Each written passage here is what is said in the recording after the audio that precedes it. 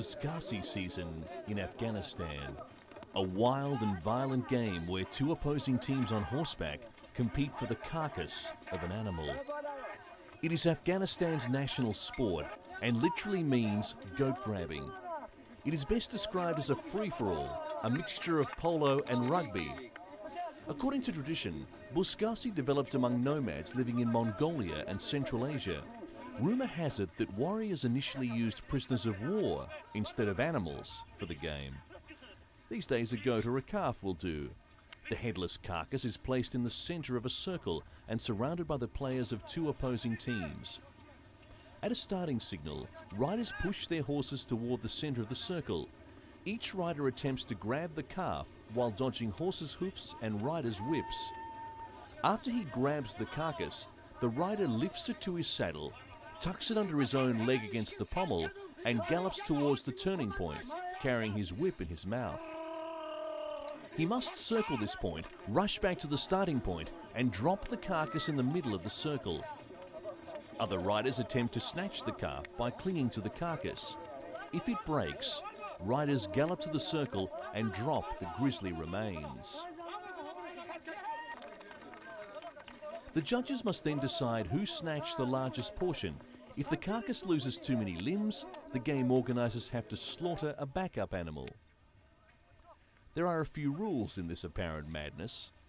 With his fluorescent green jacket and traditional fur hat, Kar Habibullah stands out in the crowd. He is a jarchi, a kind of public commentator, scorekeeper and medieval court jester. He keeps an eye on the game and cheers players up. Whacky is a passion, but he warns it's only for the bravest of men. Rules from the Afghan Olympic Federation try to somehow make the game safer. Mounted referees can call two types of fouls: intentionally hitting an opponent with a whip or trying to force a rider off a horse. But for many Afghans, the main appeal of the game is its wild and fiercely competitive nature. The best horses, all of them stallions, come from northern Afghanistan. The training is a long and arduous process spanning over a decade. Good horses pay for 20 years, and some of the best horses can be over 40 years old. The horses know how to dodge a fallen rider and rarely step on people. They throw themselves without fear into violent scrums and swerve away from collisions. The Whacky horses are housed in stables inside Kabul Stadium.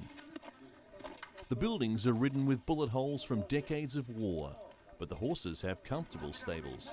They are a pampered lot, receiving intensive grooming round the clock. They are fed a mix of barley and raw eggs. Whacky horses are some of the most prized possessions in Afghanistan. A good horse costs around $50,000 US. A champion can cost $100,000. The best horses are simply priceless. Many ministers, including Defence Minister Mohammad Fahim, take special pride in their fine stables.